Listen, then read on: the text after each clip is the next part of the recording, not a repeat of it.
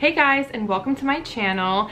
In this video, we're going to be talking about some obstacles that you could encounter working in law enforcement. Now, some of these obstacles you could really encounter with any job or in any profession, but then there are others that tend to somehow happen more in law enforcement, in my opinion. The first one I wanted to talk about, since I have experienced it both as a supervisor and as an officer, is supervisor conflict. So not getting along with your supervisor, or your supervisor not getting along with you, or there just being some kind of extreme personality clash or conflict there that it simply cannot work. This could be because we all have our own personalities, we're all different. Some people tend to mesh and get along with each other and some people don't. One thing I've noticed, and I've been working on more, especially as I'm getting older, is trying to be more tolerant of more kinds of different personalities of people. So I don't really focus on what somebody does that I don't necessarily like or that's upsetting, especially if it's something that I can still function around them with how they are doing it or acting.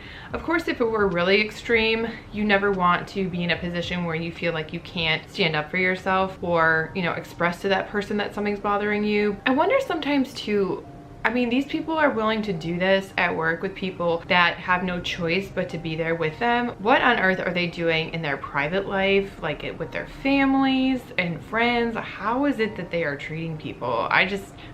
It can be scary sometimes. Some people just don't get along with each other, and some people just don't want to attempt to even try to get along with others. In some of those situations, when you're trying to be the better person, there's really no way around that. If somebody doesn't want to try to get along with you or work together, that's probably not something that's going to work really well. And I have seen where this has led to people being transferred or moved to a different position, or moved to a different position temporarily, something like that, where they can have time away from each other essentially, or be assigned somewhere away from each other. I know a lot of times with supervisors, especially when you're on patrol or doing 911, it can be easier when you just report for roll call and then you leave and you don't have to really, you'll probably interact with them at some point throughout your shift, but you can spend a lot of time and the majority of your shift away from them. I think that's a really big one. Let me know what you think down below in the comments, and if that's ever happened to you, because I know that I have a lot of officers, a lot of recruits, a lot of different people interested in law enforcement watching. So let me know what your thought is on that, because that is what I think is probably one of the biggest ones. Another obstacle that people in law enforcement can encounter is that grind of the shift or whatever hours that they're working really taking a toll on them. I know some agencies have mandatory overtime. That I've heard a lot of people on social media talking about, that it can be really difficult for them. Also, if you're assigned to an overnight shift or an evening shift, that can be very difficult. I know I did morning watch, which is the night shift, the overnight shift, for almost a year. That was a horrible experience for me, because I just do not function well being up at night and sleeping during the day. Like, my body does not agree with that and essentially just shuts down, and it's just not a good shift for me. But then there are people who don't mind it at all, and it's interesting with that shift in particular.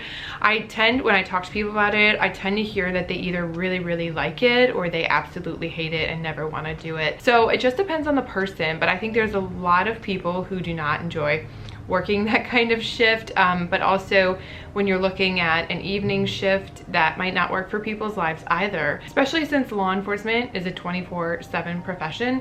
So it's not Monday through Friday 9 to 5. There are going to be times when people are going to be working nights, evenings, weekends, holidays, all of those things, and that can really take a toll on a lot of people as well. Along with personality clashes, whether this is between a supervisor and a subordinate or whatever the scenario is, I think people often sometimes feel that others don't care about them. In law enforcement, you can typically test for different positions. So if there's a different position in your agency, or rank rather, that you're interested in, people sometimes are able to actually test for that. I know in some agencies they just kind of pick people, but in many, I would probably even say most, you're able to test for positions that you are interested in. So if you want to be a detective or a sergeant or a captain, you're able to test for that position. Another obstacle that some people may run into is that they don't place high enough on these different tests, or they don't pass them. That can be really difficult for people as well, because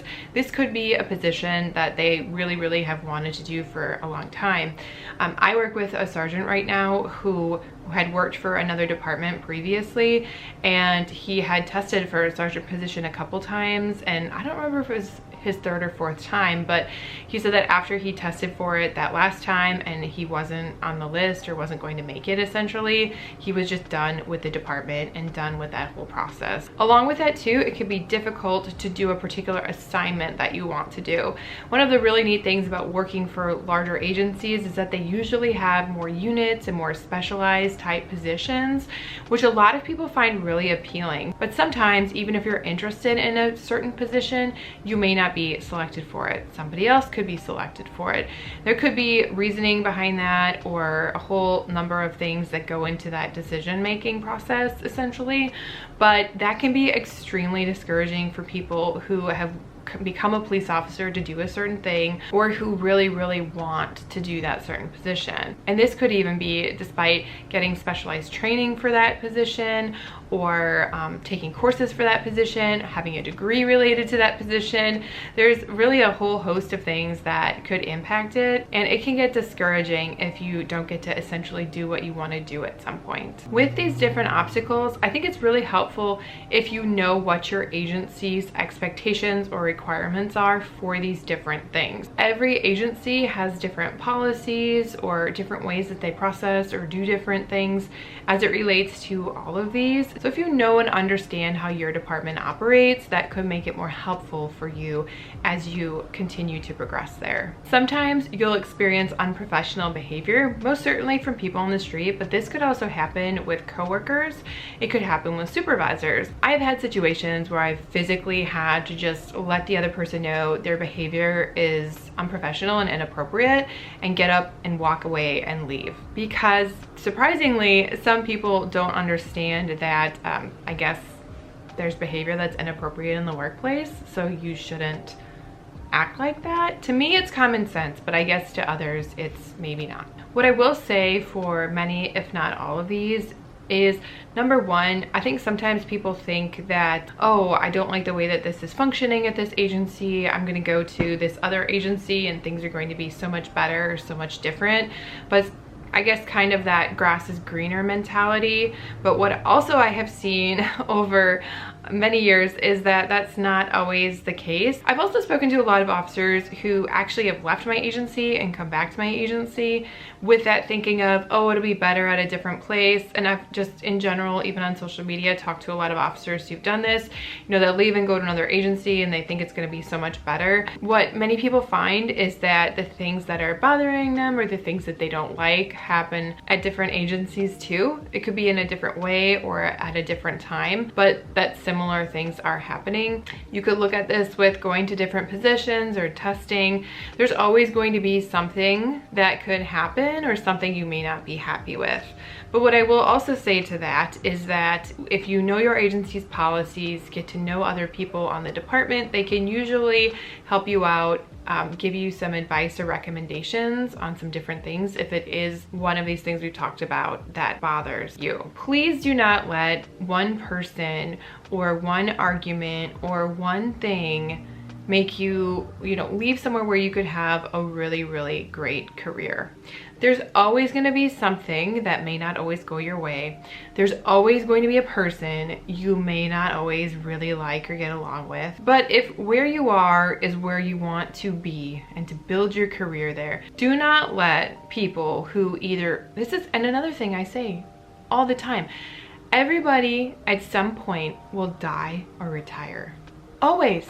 They'll die or retire, okay? So especially if it's a person, they're not gonna be there forever. And I have seen this over and over and over again. It happens. Thank you guys so much for watching. Let me know down below, what do you think could be some additional possible obstacles, or what are some that you have encountered in the past? I would really like to know.